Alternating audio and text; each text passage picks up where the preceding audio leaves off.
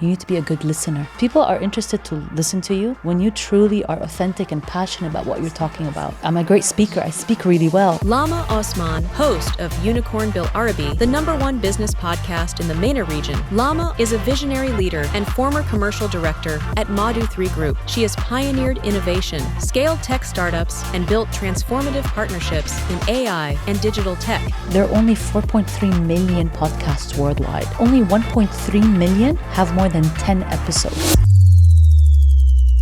Welcome to the Bricks to Riches podcast. Today I have a very special guest. She's not only just beautiful, but she's extremely intelligent as well. It's a great honor and pleasure, Lama Osman, to have you on the show. Thank you. Thank you for your time, honestly. So can you tell me a bit about yourself? Tell all the followers what you do, your background, because you've got an amazing career. Thank you. It is probably one of the hardest things to put me in a box. But people that know me know that I have this great superpower, which is building. And they call me the idea matchmaker. So people come to me, for any kind of ideas, whether they want to fundraise or whether they want to find excellent, teams or whether they're interested in expanding in different countries. Luckily, I have lived in over 23 cities as I've moved around the world. And I'm able to kind of connect the dots in ways I never knew how. No, so it'll be easy for you to move around because you're so bilingual. You've got access to 4 languages. Yeah, I'm one of those that, funny enough, don't really. I know, and I'm very aware that statehood is a man-made identity. So we all just children of Earth, right? And we should feel free of this kind of economics of free roaming around the world. Good, because ultimately you're free when you can roam the world. A lot of people, a modern day slave is stuck to the city, the country, they can't move around. Unfortunately, you're not a slave, you can move around wherever you want. Very true. I'm blessed and lucky that, my parents also, were able to bless me with a strong passport that was also given me an open gateways where I don't need visas. But yeah, it's... Again, politics, it's an old game of divide and conquer and people wanting to feel better about themselves because they belong to a certain passport. I think we're over that. Yes. We are over that with, in 2025, there needs to be a new digital citizen and a digital passport. And the world's come so small. Everyone's traveling everywhere. Exactly. So I've got lots of questions to ask you. I know we're limited for time. First of all, podcasting. Yes. How did you get that title, the podcasting queen? How did you become the #1 podcaster in the MENA region? Well, lucky enough, I was approached by a company called Podio. So 4 years ago. Podio is currently the largest hosting dashboard in the Middle East. It is the only one, actually, with 95% market share of podcasters on it. So to give you a few numbers, back in 2020, there was only around 1,500 podcasters in the region. Now we're looking at 175,000 podcasters hosted on their dashboard. Wow. So look at that growth. Yeah. Look at all these stories of people wanting to share. So I was lucky enough, I was number 5 hire, helped them grow all the way to 45. I was VP of Partnership and Strategy. At one point, I came as an acting CEO for 6 months. So I was able to really work with governments, help them even establish, let's say, workshops or trainings, help with legislation with the different media offices, and it was liberating. I was able to work on 40 of the top podcasting like productions here in the region, from MasterCard, Deloitte, Strategy, and the FIFA World Cup in Qatar. So lucky enough, I was blessed to be kind of in part of that learning, because when we started back in 2020, people were like, what's a podcast? What's a podcast, So we were still trying to convince and teach people what it meant. And so the building, the building of the company and pivoting to the market where we were charging for hosting. And now it's beautiful. Now the Podio has become a freemium model, similar to the Spotify approach. And now they're just fully monetizing from ad tech. And they're the only ones here as a platform that is monetizing from ad tech for podcasting, no one else. Spotify is only monetizing in the US. They're not focused here. So that gives them that early trend adopter, that advancement. So that's why they've owned and have 7% market share of the podcasting here in the space. So from then on, last year I exited. We ended up being an investor with Podio, and now I launched my own podcasting. It's the number one entrepreneurship podcast called Unicorn بالعربي. It's in Arabic, and I'm very proud of it. I interview Arabs, and I just love lifting Arab stories and on their journey to become unicorns. You should dub them in English to get them out to the Western world. I will. Season 2, I promise. That was my, I did it first without even thinking. I kind of came in as a host. There was a whole production team. And, sometimes, there's a saying where, the door of the carpenter is usually broken, right? But he fixes everybody else's homes, but his door lock is broken. So it's that kind of saying where sometimes we don't pay attention to our own things, but we focus on others. Lama, podcasting has grown massively in the last few years. You just said that. And recently, if you watch the US election, Donald Trump claims he won the election due to Joe Rogan's podcast. It helped him, and TikTok, it helped him win the election, it helped him win the youth. So Donald Trump says podcasting is real information, and it gives accurate information to the whole world, and it's on your fingertips because people listen to a podcast in the car, driving to work, on the bus, with the audio set, or anywhere. So it's easy accessible, and it's not controlled media. So in relation to podcasting with Donald Trump, he got it, everyone's talking about it. Why is everybody into podcasting right now? Why is there such a craze for podcasting? Because it's authentic. And this is how people are being able to really get to know the other person. When we are in front of TV stations and interviews there is a big wall of I'm trying to be professional, I'm trying to behave in a certain way, I have certain cue cards to read, there's certain questions I can't even answer or be asked, right? There's certain limitations where it's transparent on a podcast. It's a free flow of information that you can have, and you can truly share your own story the way you want to. So I definitely recommend it, and depending on the space people are doing it. And the reason why Donald Trump won was, as he is, as his personality, he knew how to talk to the right audience on different formats. And you notice him, how he talks on the podcast versus how he talks on Fox News. Or in, those conferences that he sits and has everybody come and join. So he chooses a different, let's say, tone of voice, even, and delivery and body language, depending on the audience. He is, some people, So he's a good actor. He's not just you have to, when politicians, you need to know how to morph into different identities. And that's what a politician do. You have to, in order to be a good politician, you have to be adaptable. 100%. I agree with that. Yeah. Okay, and also in relation to you're a podcasting queen. I've only been doing this business for a year, and a lot of younger generation, they either want to be like the Joe Rogan of podcasting or Mr. Beast, and they're making millions of dollars per week. So how would you recommend, say if somebody, Mr. Smith, Mr. Jones contacted you and said, help me become the next Joe Rogan or Mr. Beast, what would you tell them? Well, you need to figure out what your niche you're targeting. So with podcasting, successful podcasts, you tap into that untapped niche. So you need to figure out that trend. What is missing currently in the market? And then also, what are you passionate about? Because people are interested to listen to you when you truly are authentic and passionate about what you're talking about. Don't pretend that this is the new trend and you need to talk about it because everybody else is talking about it.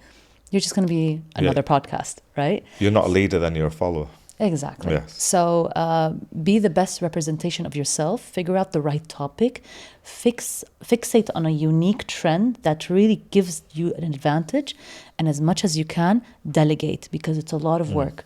So delegate to an expert of teams. It's a bit of a fee, right? You need to invest in, but the second you invest in your brand, automatically then you can cross-sell, whether on promotions, whether on merchandise, whether on courses. Or sponsorship. Sponsorship. I mean, it goes into so many different directions. But I do not recommend doing a content licensing IP deal like the Spotify deal. And because it got killed, right? Joe Rogan was with Spotify, and then obviously he lost more than 57 of his followers, because 57% of his followers, because nobody wanted to pay for subscription on Spotify. Yes.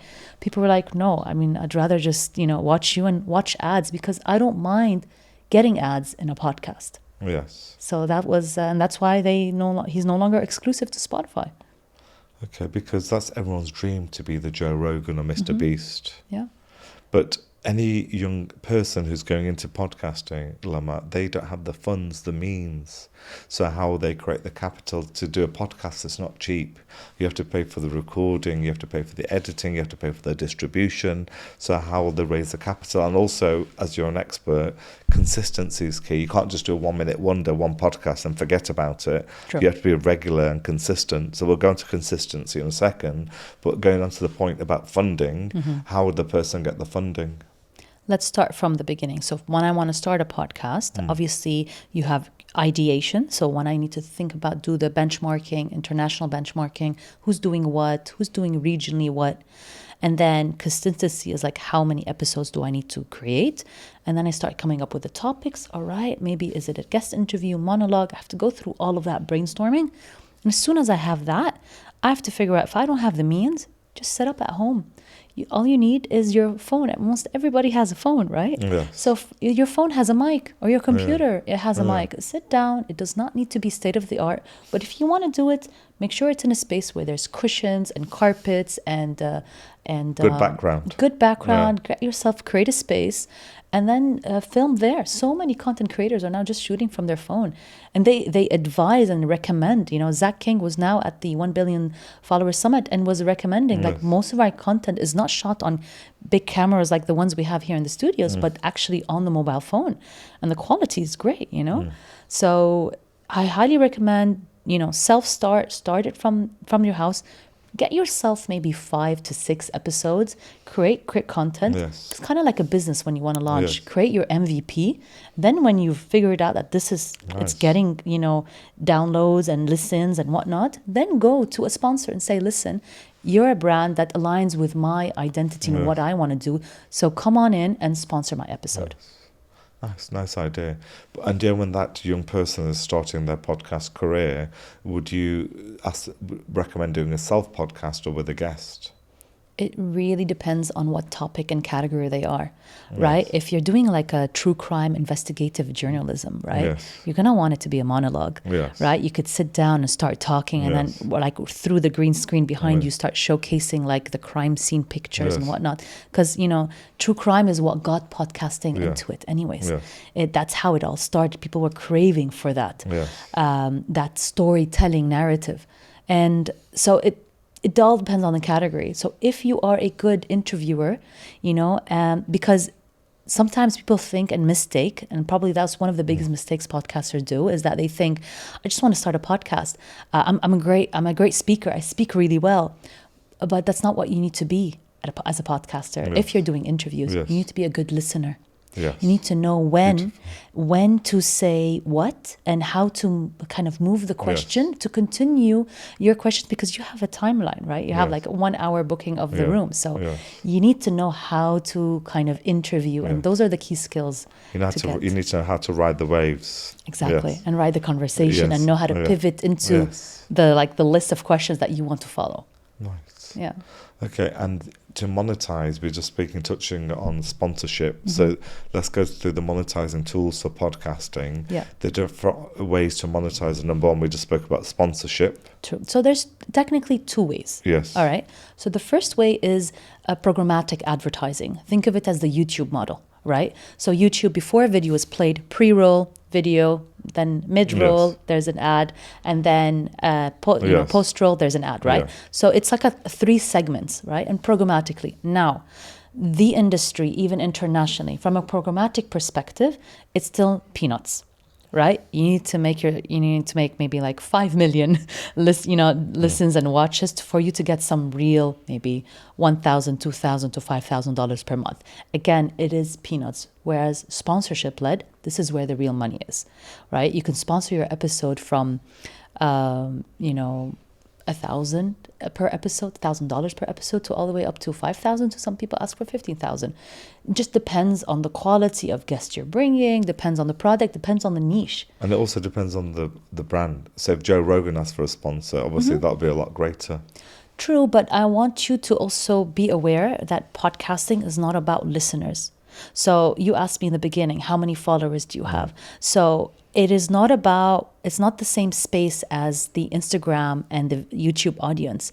Podcasting is a niche audience, meaning the CPM, so the cost per 1,000 listens, is much higher because the quality of listeners are unique. Yeah. And so my audience is people in venture capital, people in founders of startups. It is a unique like clientele that listen to it. So when hopefully our next sponsor in season 2 are coming in with big, because they know that they're tapping to 80% of my listeners are men. And those 80% automatically, you see from the LinkedIn community, you see that they are VC funds, and even funds are asking to come, like top funds. I had like Hub 71 that came and joined me on a podcast and asked, can we come and talk and speak to the team? I was like, of course, love for you guys to share your stories and your learnings. So a lot of top startups that are here in the region are tapping the door and say, Lama, I'd love to, to use you, because the nice thing is that I realized that the format of my podcast episode became like a video pitch deck. Yes. So while they're pitching, they've been using now my episode as like literally a pitch deck for to fundraise. Good. So it created that unique selling point. So the monetizing point, just for the listener's point of view, is sponsorship and YouTube. And programmatic, not YouTube. So programmatic. Yes. So what you do is, so Podio here in the region, they have a platform where you basically brands and clients get to be matched. So the clients are the podcasters. So the way the advertising technology kind of works, they call it DSP and SSP. So the demand side platform, these are the brands that are asking for they have their ads and they want to push it to podcasters. And then you have the SSP, the supply side platform. Who are the podcasters? And that's all their podcasts. And so that interplay marketplace basically links. It says, I want 2 million impressions in 4 weeks on categories of business. Find me all the podcasters. Automatically, it starts bidding on all that's SSP, all those podcasters that are hosted on Podio. And they get between 10 and 20,000 or something like that, or does it vary? No, it depends on how much they capitalize on the 2 million impressions, right? If somebody's making 1 million impressions, amazing, he's gonna get a lot, right? But if he's only making, let's say, because a lot of people don't know this, from an audio perspective of podcasting, the top 3% of podcasts worldwide are making around 6,000 listens per month. That's it. So that's why when I mentioned and tapped into the followers, when it comes to podcasting, it's so different than the Instagram world and the Facebook world and the TikTok world of followers and viewership and impressions. Yeah, so I want to ask you an example. Like, for example, recently I had a heavyweight boxing champion of the world, Daniel Dubois, who won his world title in Wembley, London, against Anthony Joshua. And I didn't get a sponsor for that. And that had over 1 million views globally. And then my team said, oh, you rushed it. We should have got you Everlast, a boxing sponsor or something like that, who makes the boxing gloves. So how would that have worked in that scenario? So would I have gone to a sports chain and said, sponsor this boxing fight, this boxing podcast? So the nice thing is that you currently have a case study. Yes. Think of it like that. Yes. So right now you build your product, which is your pitching product, and say, all right, this is the guest that I have. This is how much I've got. This is the reach. And so for my next episodes, depending on who your guest is, get yourself a sponsor. And the thing is, the nice thing, when you start doing the flow, as soon as you've gotten one sponsor, it flows naturally because you have, all right, he's proven the model. Right? Think of it as your first customer at a business. Your first customer gets teased, or your first investor, look, I got this lead investor who wants to join. If this guy invested, I want to. So it's really the same kind of thinking that will relate in the real world, right? I mean, you're in real estate, right? When people are invested in your properties, right? And somebody hears that, they want to also join. Because you've invested in there. People want to jump on the bandwagon. 100%. One other point for monetization someone told me that we missed was if you, for example, got 1 million subscribers on YouTube and you people are your keen followers, some people, like when you go and watch a movie, they go and want to watch it earlier, like a premiere preview. That's true. So my team said to me in England, Nabil, why don't you release behind the scenes footage? Like when you came in the studio, you and I were chilling and chatting, and we had a nice conversation about family, about life.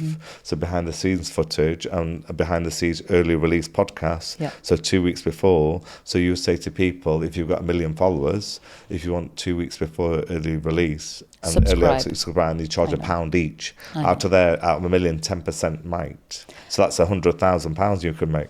I'm aware of that, but I've seen too many case studies in the industry, and I've studied it a lot, and I do not recommend it, and it's not working. So I've seen some of the top production companies that are invested in the IP of podcasting go bankrupt, and because they've followed this model. So we've watched, and so what you need to do is pivot, right? And they've realized that Spotify, that's what they've done. They've spent more than $3.2 billion acquiring content and technology companies when it comes to podcasting. That's what Spotify has done. And I think what they've realized that people are no longer interested in subscription-based because we don't mind hearing ads. Yes. We really don't. I mean, I get it when you're listening to music, you don't want to hear ads. I get that. But within the podcast, we enjoy the ad because we actually know that this resonates with the podcaster and it connects to what I have. You know, if you're a company in tech and you're in crypto space and you're talking about a VPN, then it matches the creator, and you know the person wants to sponsor that. So it's all about your audience, really. Now you're my friend, I'll be picking your brain all the time. I'll ask him for advice all the time. Yeah. And the other thing I want to ask you in relation to podcasting. What other methods are available to advertising? People at the moment do YouTube, Instagram, TikTok, Facebook, LinkedIn, X, Spotify. What is your best forum to get your podcast out on all the channels? What's the best way? Well, definitely utilize everywhere, but know where your audience is. So let's say if you're targeting a Gen Z audience, or maybe you're targeting the local audience, the nationals, the Gulf, right? The Saudis and the Emiratis, you need to be on Snapchat. And I see a lot of brands missing out on that, right? If you want to communicate... Thanks for advising, because I'm not on Snapchat. Thanks for advising me. So if this is who your target audience is, definitely use Snapchat for it. Yes. You know, and I know the team from Snapchat, they test their technology in the US to launch for Saudi Arabia. It's their biggest market. Wow. It's their biggest. That's why they've moved their headquarters, their regional headquarters to Saudi Arabia. So Snapchat's the key. Definitely for local audience and Emiratis, right? Gen Z, what younger. What about Western audience like US, UK? I mean, TikTok, until TikTok hopefully won't be banned in the UK, right? In the US, and hopefully that doesn't happen. But like, monitor obviously which platforms, figure out where you want to be. Push if you're in coding and in technology, make sure you have a Discord channel, right? Make sure you're on Telegram, create a community where you grab everybody, because it's not about just pushing your content. You want to be able to show and follow through the content, because you're building your personal brand. So create that community, attain those followers, create an affiliate link on whatever your soldiers, and collect their emails, and then figure out from there what you want to offer them. Because was it a podcast? It's not just about bringing ads to the space. A podcast is about building your brand to what will happen later. So will you offer courses? Will you continue doing workshops for these people that you've built a community? Will you maybe open your own VC and start people trusting you because you're a face? And then you start raising capital for certain companies that are coming even on your podcast. So it's so many different hats that you can basically take advantage of, because you now become a trusted source of this topic. Good. And also the other question, Lama, is, podcasting, like, I'm an individual, you're an individual, Joe Rogan's an individual, Mr. Beast is an individual. May God bless us all with a long, healthy life. But then when we expire, pass away, then the following, what would happen? Let's say Joe Rogan, I hope he lives till 100, but let's say if he's not around, what will happen then? People want to listen to Joe Rogan. Nobody can take his place. Well, you can also regenerate with AI. And you have cloning. So people now in content are cloning certain figures, right? They would take your audio and still continue. So his family or the business that he set up right, would continue that legacy. Or at least instead of being one host, you co-host, right? And I've seen that happen a lot. Sometimes one host is no longer interested, has different plans in their life, and then the other co-host takes over. Right. So it needs to be, so it's two ways. It could either be you are the brand or the podcast is a brand, Yes. right? The title is its own brand, and then no matter the change of host, it can still live on. So Yes. it really depends what you overpower, you know? Right. So, for example, my podcast is called Bricks to Riches. It's not Nabil. I made the channel so I can make a channel in the future. Exactly. So my goal is to build this podcast, build the brand, and exit. Like you develop a property, so I'll go and buy land and build a 50-story building and sell it. Same with this, in the future, sell it, and hopefully you'll help me exit because you're an expert in this field. Yes, I would absolutely love it. I mean, again, a bit of stats for our listeners is that there are only 4.3 million podcasts worldwide, and only 1.3 million have more than 10 episodes Wow. in the whole world in all languages. And another interesting fact Why that so little? Why did they give up? I'll tell you why. And on top of that, there's only 400,000 active podcasters. Means they've actually still producing content. So worldwide, we're both podcasters. We're only competing with 400,000 podcasts in the whole world. That's it. It's such a niche market. And the reason why people stop because they figured out and they figured out and they lost what's the why. Yeah. Why am I doing this podcast? A lot of people think I want to monetize automatically. But if it's about building your brand and if it's about doing different services because of this brand that you've built, then you're off to a good thing. But if it's just like I want sponsors, I can't afford to be pushing it, then you've lost the why. Or maybe they don't have the funds as well. Yeah, again. Yeah, issue of cash flow. True, but again, like I said, you could do it, bootstrap it on your own, right? You could use your family and friends, I mean, sure, we all have, a few friends or a brother or a little sister or an older brother, like, listen, I need you for an hour, 2 hours over the weekend. When we hustle, they say the saying, it takes a village to raise a child, and your podcast would be your child. So you need that village to support you. So the key thing is never give up consistency.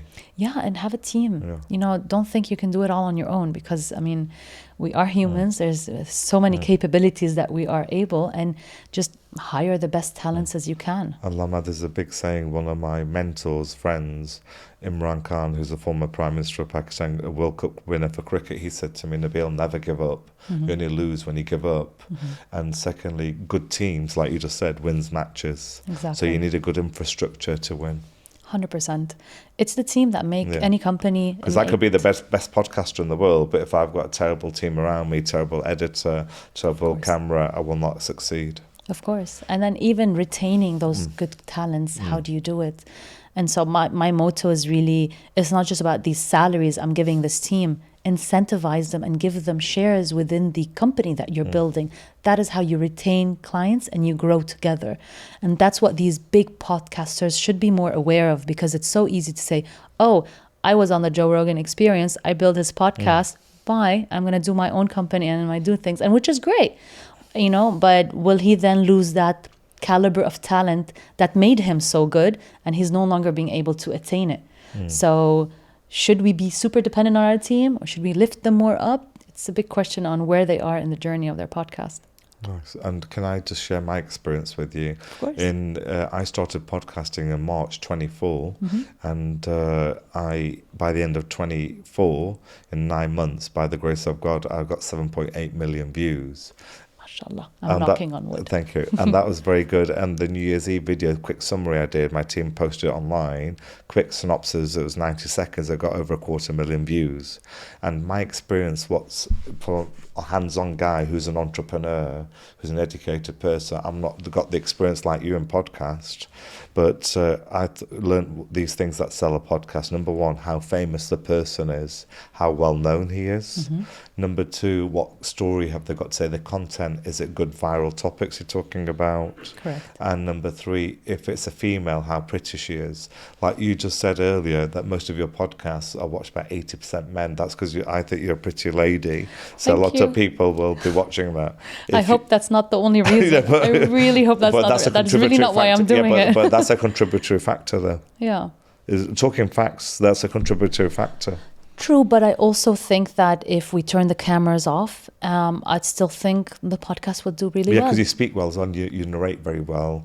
Your accent is good, so you're a good narrator as well. Yeah. But I'm just saying it helps, though, to be pretty as a woman. Yeah. That's what sells the podcast. Yeah. And also, if you're famous, and also if you've got a good story, these are the things. Like I had a guy who sold his business for $8.5 billion, Vic Grant. And that's Party Gaming. It's a great business, online business. That got loads of views, especially in India, because Indian origin. When I had Daniel Dubois, he was the world boxing champion. He won his fight last September. That got loads of views. So was he handsome or was he just famous? Famous. All right, so yeah. But one man's honey is another person's vinegar. Some woman That's might true. find him very handsome. Exactly. Yeah. And then I had a girl who's a friend of mine from England. She lives in Dubai, Rebecca Walker. She's pretty. She got lots of views. And I had this other MMA fighter from Manchester, where I'm from, and we had a really good chat that had really good views. I had Andy Burnham, the mayor of Manchester. There's some viral topics we spoke about that had good views. So those are my experiences. Yeah. What sells is good looks for a woman, good story, or fame. Do you have any other things that will sell? So if I was bringing another podcast guest, I said to you, look, Lama, I want my podcast to go really well. What's the shopping list? What do I need to look for in my guest? What would you tell me? I think it's someone who's comfortable in front of the camera as well.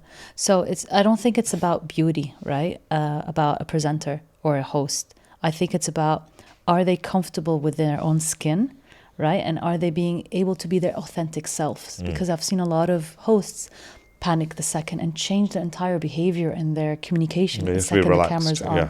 So listen, I know that everybody's there watching, but I'm also just right here with you. I'm in this room and I'm safe and I feel comfortable being in this element, right? Yeah. So as long as you are within your own authentic self, I'm lucky maybe because I've been in the movie industry for such a long time. I mean, I was part of the reality TV show called على الطريق في أمريكا, which was called On the Road in America, season 2, and that got 450 million views. Wow. Yeah, it was humongous, but that was in 2000 and it was before Instagram, right? And TikTok. It was 2008. And so that was aired on Discovery Channel in the US and it was huge. It was funded by the US Congress. We had Jesse Jackson Jr., the congressman, Keith Ellison, the first Muslim congressman. We met him in Congress.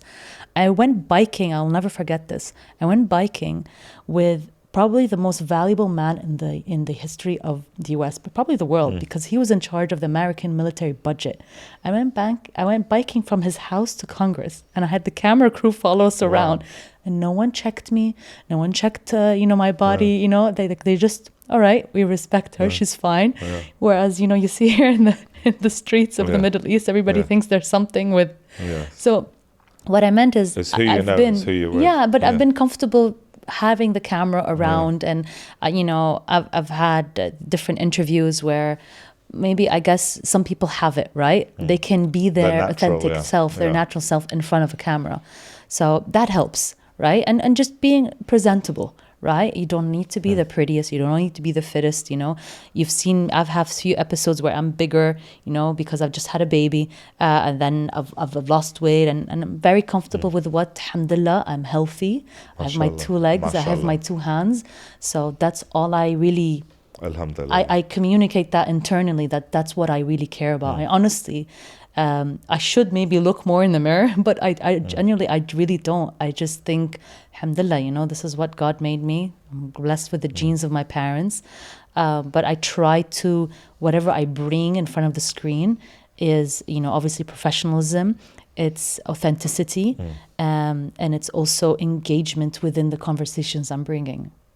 Nice. Yeah.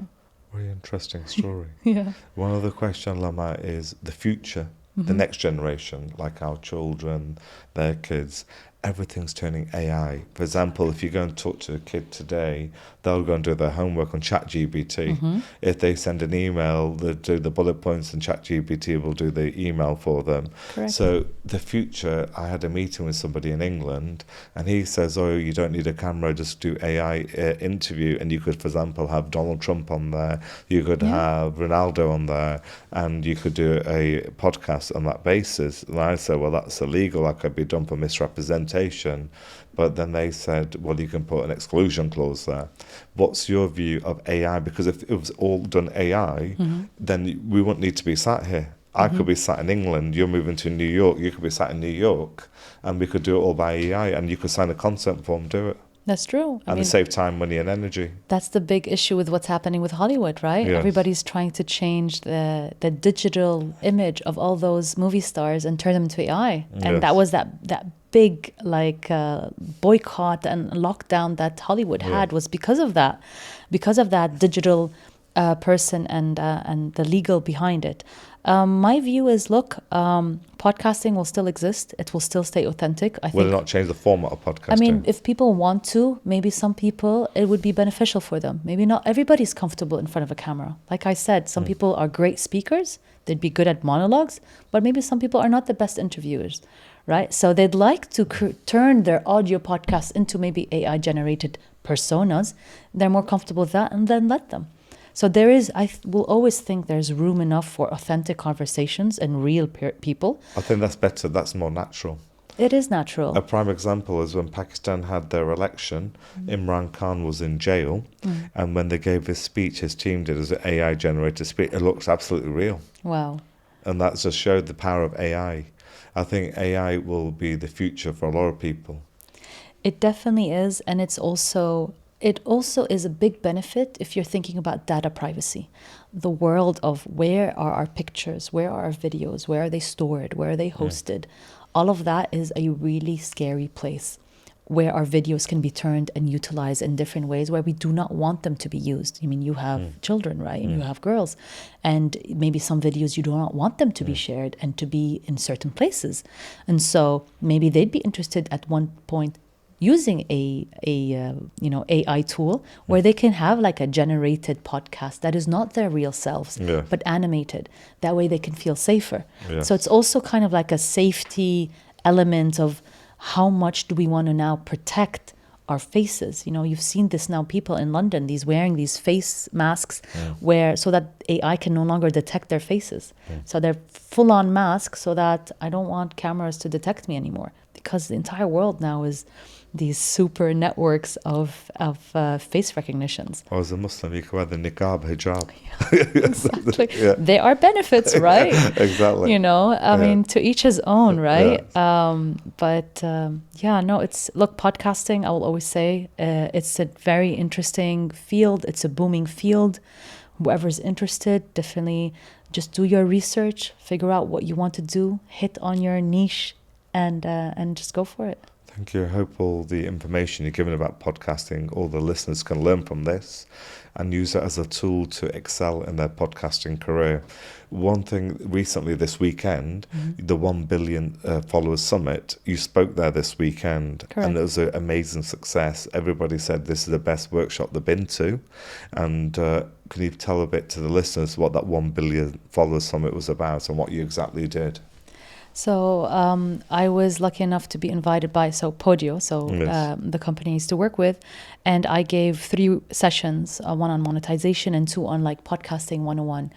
And it was 4.5 hours, on different days, big audiences. It went really well. I shared kind of the insider knowledge of how to start a podcast, but I also also highlighted what I just shared with you, which was the monetization and how you monetize and what's the CPM like and how the technology of the infrastructure works.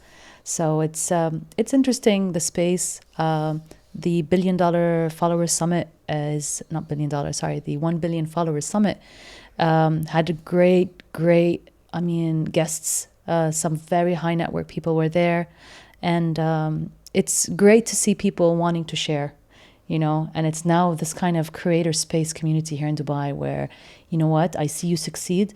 there isn't that like individualism. Like, I want to see you succeed, and I want to help you, and I want to push you and connect you to the right people. There's lots of unity now, yes. Look, maybe because, again, I would think of it in this way. I mean, we are in a Muslim country, Yes. and we have this within our ethos and our traditions of helping each other, helping thy neighbor, and Yes. we're very embedded in business in that way. Yes.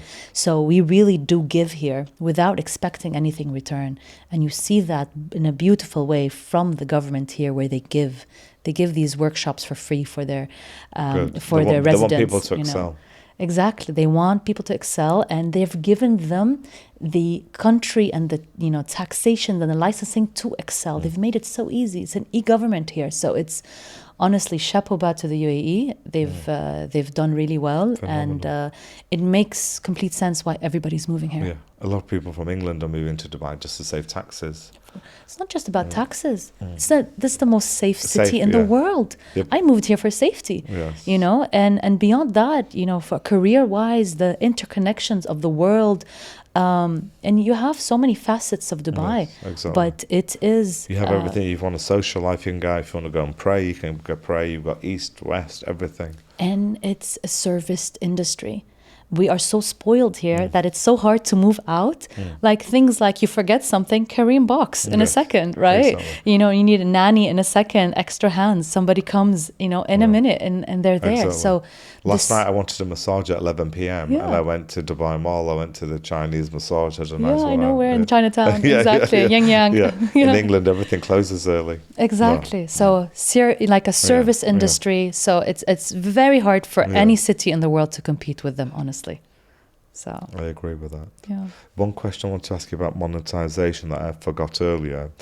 If you have monetization in Western Europe or the US, that's worth a lot more. Yes. If you have monetization like YouTube will pay more for those countries, but if you've got monetization in third world country like India, Pakistan, Bangladesh, Eastern Europe, you get paid less. So that means one advice to the podcasters, maybe target the West if your goal is to make money. What's your view about that? Look, it depends on what you're talking about. I always go back to the category, Yeah. right? So this is called the CPM. So the CPM, the cost per 1,000 downloads that I was talking about earlier, it is higher for the GCC, and then it's a bit lower for Levant, and then it's a bit lower for North Africa, right? Because the purchasing power that we're talking about of the listener is much less. But I always say, you cannot compare yourself to TikTok and Instagram, because a podcast listener is not someone who's scrolling through the phone and reels. He is actively pressing play I'm to watching listen it, to your listen to podcast. whole duration. Exactly. So that listener, so it's called a completion rate. It's the listen through rate. The higher it is, the more you can charge.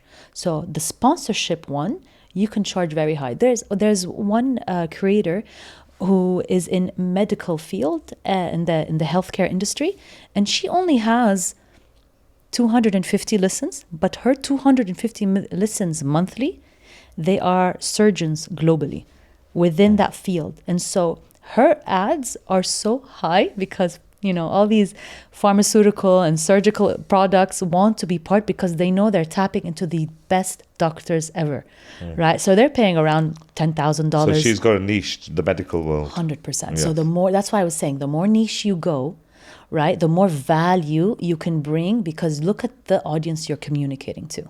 Yeah, but if you look at Joe Rogan, I'll ask you a question not there. a He's a niche. general practitioner. Yeah, So he'll 1 minute have Donald Trump, next minute he'll have Dana White, next minute he's the MMA chief, next minute he'll have the fashion guy. Yeah. If you look at my podcast, I've got a mixed bag also. I've got sports people, I've got entrepreneurs, I've got politicians.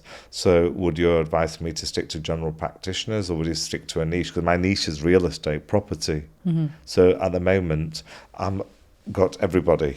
Yeah. I can just go straight and go for property people, but that might not get as much traction. That's why I had a mixed bag, because I have access to all these high profile famous people, if not everybody else does. So I thought I might as well cash into my network.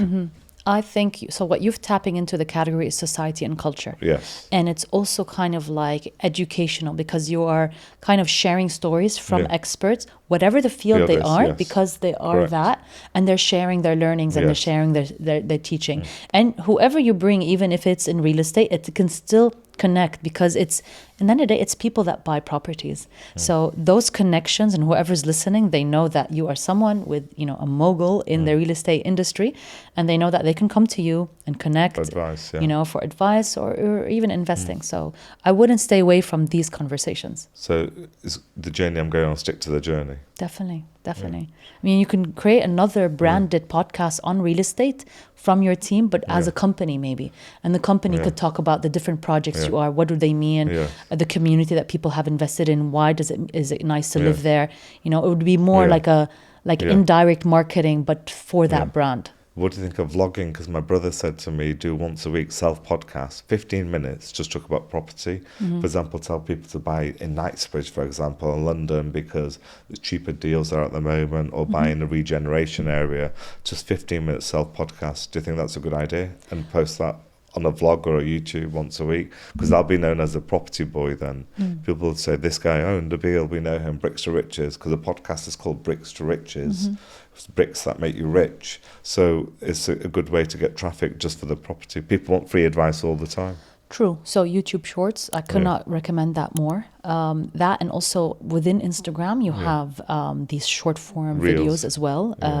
And within LinkedIn, right? They're also now pushing kind of video format. So it really depends where your audience, there's not really much of a purchasing power at TikTok, their younger audience for property. So you're looking more LinkedIn, maybe a bit of TikTok. You're not going to tap into Facebook. Facebook is khalas, it's our grandparents and our parents, right, that are using it, but they're not going to make purchasable decisions on Facebook, right? So the real power is LinkedIn and a bit of Instagram and obviously YouTube Shorts. So that's where I would stick to. I would stick to the short forms, and it could be just snippets from your podcast, right? Exactly. That they could take and then push out. Yeah. Or do specific topics, talking about particular areas to buy property in England. 100%. Regeneration areas. Yes. Or one is like buy properties in probate because there's no stamp duty. So that's a good tip for people. Very good tip. Yeah. Definitely. Okay, and also, Lama, the other thing I want to ask you, when I was reading your profile, you worked with some serious brands. How did you get in with those brands? Like, you worked in football, you worked with Deloitte's Football Federation. Did you work with FIFA? So there was FIFA, there was Strategy and there was PwC, there was Deloitte. Yeah, the PwC is a big company. Deloitte's a big. I use Deloitte's in England. Yes. So it's a big company. So how did you get in with these brands? That'll be the dream for any podcaster. How did you do that? Look, it's from the right networking, right, and being good at what you do. So the same way of how you reached out to me, right? You saw me shine in a way, right? And you saw that I was doing something right, and you're like, all right, let me reach out to Lama because she seems to know what she's doing, right? And so because we came in from, we're teaching people why they should start a podcast, so we were the early trend. So we knew whose door to knock, right? And so we were the ones that were doing the convincing. So now maybe we're now focused with these brands, are no longer with their brands, but I'm happy because they're now doing it internally. So our work was done. Our work was that we were able to teach them the tools on how to establish the whole podcast method and the SOP, and now they're doing it on their own. So our job was done. So it's great to have to your CV. For example, when you approach other companies, you can show you worked here. It just lifts your profile. I mean, and again, not to belittle brands, right? But you need to be your own brand, right? And that's what I was trying to develop myself, right? A lot of people have approached different people and said, if Lama's not on this team, I don't want to work. And so I became not the company name, but I became the brand itself. And so that is where you say, okay, this is something I can monetize from, or I just leave it as it is. And I'm very happy right now, kind of leaving it as it is, utilizing like different strategic advisory roles with different companies and, consulting, going on workshops and speaker times. And so I'm now studying the space, seeing what's next for me. And it's exciting time, but one day at a time. I have a new daughter. She's only a year old. I have an 11-year-old. And so I enjoy motherhood a lot. So I just take it step by step. We don't need to keep on running every second. It's very refreshing to meet a woman so intelligent, so grounded, and I hope God blesses you even more in everything you do. Thank you. Inshallah. And what do you think of, I want to share one of my experiences with you. When I first started the podcasting journey, there was a friend, I won't mention the name, she's very famous, and I asked her to come on the podcast. She goes, yeah, her and her husband were chilling and we were talking. And I said, I'm starting the podcast. She goes, yeah, she will. She'll check her diary. And then I saw her after 3 months on someone else's podcast. It had about 400 views. And then later on the year, I saw her again. She goes, I'll come on your podcast now. I said, I will be in touch, because she saw the success. So people always, in the beginning, some people don't believe in you. Only when you start taking off, people want to jump on the bandwagon. Yeah. What do you think of that? People want to see the rising sun, don't they? I think, to each his own. Maybe she has her own branding agenda as well. Yeah. So maybe she didn't want to align herself on something that was new as well. So she had a certain, let's say, plate to stay on. I've had certain people have approached where they say, I only do maybe 4 speaking opportunities per year, right? And maybe they didn't want to do the risk on the first season with me, and that's fine, Again, to each their own agenda, right?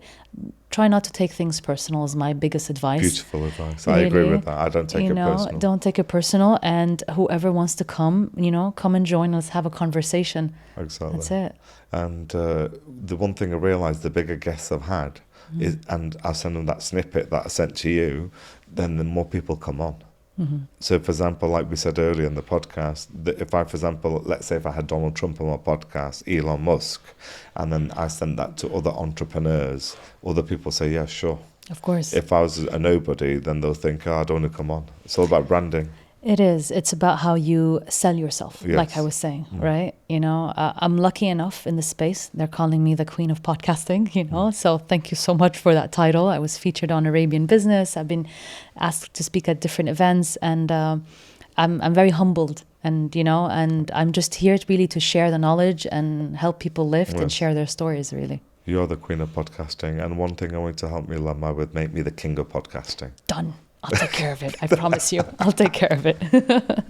And one final question I'd like to ask. No, 2 questions. One other question I want to ask you is, we're both Muslims, yes? Whenever I go to sleep, I pray. When I wake up, I pray. I pray 5 times a day. And whenever I buy real estate, I'm a real estate tycoon, I always make a prayer secretly and openly that, God, if this property is good for me, make it good for me. If not, don't let me buy it. Find a reason and let me buy something that's more beneficial for me. Like, I'm a spiritual guy deep down. It was ordained that you were supposed to come on this podcast by the Almighty. What do you think of religion, spirituality, the universe in your career path or any career? What do you think of it? Like, podcasting was written for me in the stars. That's what I believe. That 2024, I was going to release it, and 25 will get bigger, inshallah. So, and then each time will get bigger and bigger. So, my question to you is: do you bring religion to business or podcasting or not? I think it's not that I bring it to a space particularly. I think it just comes within me. So the way my outlook of life is, and every day I wake up is like, alhamdulillah, I'm alive, I'm healthy, I can see, I can breathe. And I've always kind of had this innate feeling that maybe I'm not here for long. I don't know why. I've had so many near-death experiences in my life. And I've always felt that life is so short. So from a young age, from my first near-death experience at around 15 years of age, I knew that I might not live for tomorrow. And so every day was now. So every day was alhamdulillah. Like, I woke up the next day, I'm still here, alhamdulillah. So that has always been my outlook of life, that I'm still here. And I try to be good always. So I think religions of the world, they're all really innately teaching one thing, is just be good to each other, don't lie, don't kill, like, it's just, it's basic human nature, right? And you can be labeled in different religions, but we all want to have a nice wedding, we want to have children, if you choose to, we want to be good, we want to enjoy our life, be in nature. Be happy. Be happy, right? Yes. And I think the first thing to content. happiness, just be grateful. If you wake up daily and you're grateful, like, I'll tell you, when I first moved to Dubai, the first thing I was so grateful of is like, oh my God, I have hot water whenever I want, because I was in Lebanon earlier. And in Lebanon, you know, because of the economic turmoil and the political turmoil, there's certain hours where you didn't have hot water. And so, or electricity, or it's, you know, it's Same another with thing. Pakistan, load shedding. It's called load shedding. Yeah. So for me, it was like, I was so grateful. I'm like, oh, I can take a hot shower, right? Oh, there's lights on the streets. Or there's, you know, it's safe. And like, it's the bare minimum. So just be grateful that you are here. You're lucky enough. And the more you're happy with yourself and with your situation, the better the world will serve you. God or whoever you believe in will bring for you. So that's what I So truly we believe say in. Alhamdulillah. Alhamdulillah, always. And it reminds me of a quote that you just said, you're living in the moment. There's a quote I read somewhere, yesterday's history, tomorrow's a mystery, and today's a gift. So you're enjoying the gift right now. Exactly. And one final question before we pack up is, you said you helped, when we spoke on the phone, start up businesses, you helped raise capital. Yes. So can you tell me about that journey, how that works? Maybe one day I want you to raise capital for me to buy a big real estate block in Dubai. How does that work? So from a very young age, I think my first startup was at the age of 18. So I have 3 startups under me. I have 3 exits, and my family, they have a fund, right? And even A family office or public fund? No, it's a family office, and they have, you know, a VC fund, and another one they have, you know, my cousin's wife, she has a fund of funds, and you know, within the space, I've been very close to startups. I've been, you know, judges at different like entrepreneurship pitches and whatnot. So I've always heard pitching, and I've enjoyed kind of the building stage. So people didn't know, but a lot of the companies that were funded were because I took that pitch deck and put it into the family, and nobody knew that connection, right? So I was able to create that, and they were able to benefit from it. So I truly enjoy it. I enjoy helping people. What size of fund, Lama? What size? So, for example, somebody said to you, I want to start this business, digital business. I want to open a podcast studio. I want to do podcasting. Yeah. What sort of money would you raise for them? So I've been helping from seed stage to Series A. I mean, Series A goes up to 2 million to 4 million, right? And so it's about just, what are you solving? If I'm able to get you the right industry of experts, if I know, I'll tell you I know someone there. If I don't know, no, of course, I'm not going to offer something and not promise and deliver, right? So it's really, do I believe in the person? And are they going to be great leaders? And are they comfortable enough for me to take my advice? Because I'm very transparent. I will tell you that. And that's the best way. Yeah. To be transparent. Exactly. That's how I do business. Yeah. As I've got older, very clean, transparent. You have to. More blessings, more barakah in that. True, but also I will give you constructive criticisms, right? Yeah. I will tell you, like, this was not good, and maybe you're not good in this. Maybe you're not a great CEO, but you'd be great as a chief technology officer. But let's hire a CEO. You know, so that is something I will come and bring to the table. Good. So yeah. Okay, so that's one thing. And also going back to podcasting, I had this chap called James Calm from Dragon's Den. It's a program in England. Oh, we know him very well, of course. So he was on my podcast, and when I interviewed him for an hour, he became my friend, and he said, I'm really impressed by your property knowledge. So we talk property all the time. He sends me deals, I send him. He said, let's do a JV. So the point of podcasting is just not about you do great networking, so now we're doing transactions together. Correct. So it's great opportunities as well that comes from it. I mean, I was approached by one of my guests to say, Lama, start your fund. Yes. You know, I'm ready to invest, you know, and so you never know. So you never know what's next. But really, Nabil, thank you so much for your time, first off, for reaching out and connecting to me, really. I'm very grateful. I'm grateful. I mean, really, well, you're the queen of podcasting. You're in huge demand in the Middle East, and it's an honor and pleasure to have you on the show.